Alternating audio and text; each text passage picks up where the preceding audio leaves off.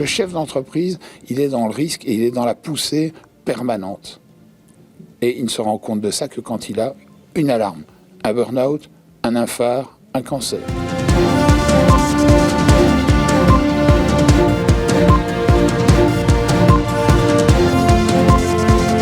La question du stress. Le stress.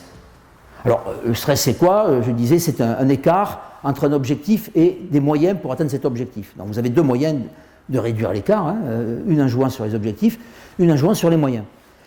Il faut tordre le cou à l'idée que le stress est positif. Ou alors qu'il y a un bon stress et un mauvais stress. Et je le disais ce matin, il y a un bon cholestérol et un mauvais cholestérol. Ça, oui, ça ils vous le diront, mieux que moi. Mais il n'y a pas de bon stress. Stressez vos clients. Allez-y, c'est bon. Stressez vos collaborateurs, c'est un bon stress, allez-y. Stressez vos conjoints, vos conjointes. Stressez vos enfants et vos voisins, allez-y, c'est bon. Non. Je suis désolé. Aujourd'hui, on a suffisamment de preuves épidémiologiques qui montrent que le stress est pathogène. Je me suis rendu compte que les entrepreneurs étaient davantage en stress choisi qu'en stress subi. Et ça permet le challenge, ça permet d'expliquer un peu le paradoxe. Comment vous faites pour être sous l'emprise de ce stress permanent, mais parce que le stress qui est le vôtre est en général plutôt du stress choisi. Mais quand même, si je globalise tout, vous êtes de très très loin sous l'emprise d'un stress chronique. Et on a vu tout à l'heure à quel point le stress chronique pouvait être une des raisons de cancer, d'AVC, ça peut les traîner. Il y a plein de burn-out, bien sûr, mais il y a plein de choses qui peuvent résulter de cette question du stress chronique. Les managers sont les plus gros travailleurs du monde. Et vous avez dit 57 heures. Alors moi j'avais les chiffres d'Eurostat, et Eurostat me disait 50, 51, 52. Mais on n'est pas loin de vos chiffres. En gros, c'est une cinquantaine d'heures en moyenne, hein, parce qu'il y en a qui font plus, peut-être d'autres un peu moins. Mais le salarié, lui, est plutôt à 39-40 heures. Le travailleur non salarié est à 50 heures. Alors vous allez dire 10 heures, oui, mais 10 heures, toutes les semaines. Et quand on regarde le rapport au travail, je le disais ce matin, mais je me répète, vous faites plus d'heures par jour, plus de jours par semaine, plus de semaines par an, et plus d'années dans une carrière. Donc vous êtes de très très loin les plus gros travailleurs au monde, qu'on soit en Belgique, qu'on soit en France, qu'on soit en Suisse, qu'on soit au Luxembourg, peu importe. C'est universel ce que je vous dis. Hein. Les travailleurs non salariés, les travailleurs indépendants sont des gens extrêmement engagés et investis de leur travail.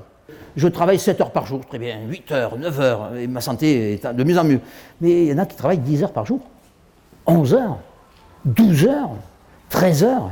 Et là, on rentre vraisemblablement dans cette zone que l'on appelle la surcharge de travail.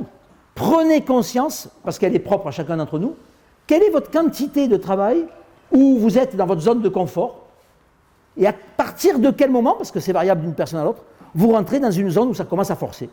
Parce que si vous êtes sans arrêt à forcer, au bout d'un moment, ça peut craquer. Et c'est d'ailleurs la noblesse des métiers que vous faites. C'est l'incertitude du carnet de commandes. Et je suis au regret de vous dire que de vivre en permanence sous l'emprise de l'incertitude, c'est également un facteur pathogène. Je ne vais pas vous dire l'inverse. Hein. Je suis le nez dans le guidon. Alors, je ne sais pas si c'est une expression qu'on dit ici. Vous aussi? Mais nous, c'est une expression qu'on entend souvent. Je suis le nez dans le guidon. Ça veut dire, en gros, je manque de recul. Ben oui, mais d'ailleurs, très souvent, je dis aux dirigeants de PME, faire de la stratégie, c'est bon pour la santé. Parce que faire de la stratégie, c'est justement sortir de cette pression de l'urgence et de la solitude pour reprendre en main un peu mieux votre agenda. Et pour du coup, prendre ce moment de recul qui vous fait prendre moins de risques. Il fait un constat, il dit, quand on parle de santé, on est toujours négatif. Ce que j'ai été d'ailleurs. Hein, et puis, vous faites intervenir un médecin, en général, il va vous parler du cancer, un autre va vous parler du burn-out, ou un autre va vous parler de l'AVC, enfin, la maladie. On traque la maladie. Et Antonovsky dit, mais il y a peut-être des facteurs qui sont bons pour la santé, et non pas mauvais. On va s'intéresser aux facteurs qui génèrent de la bonne santé. Et il va inventer un terme, la salutogénèse. C'est facile à retenir. Hein. Salutogène, bon pour la santé. Un facteur salutogène, salutaire, c'est bon pour la santé. Par opposition à un facteur pathogène qui est mauvais pour la santé. C'est ce que les psychologues appellent le locus of control interne. Mais si vous voulez, je traduis. C'est le sentiment de maîtriser son destin. Eh bien, un homme ou une femme qui se dit si je réussis, c'est grâce à moi. Et si j'échoue, c'est de ma faute, j'assume. C'est important aussi d'assumer. Hein. Ben, sachez que ça, c'est bon pour la santé. j'assume ce qui m'arrive. Et je suis, je dirais moi-même, producteur de mes propres croyances qui vont faire que demain, le monde dans lequel je serai sera meilleur. Les prophéties autoréalisatrices. Mais ça, c'est bon pour la santé. Et tu l'as dit, hein, la maîtrise, s'attendre à.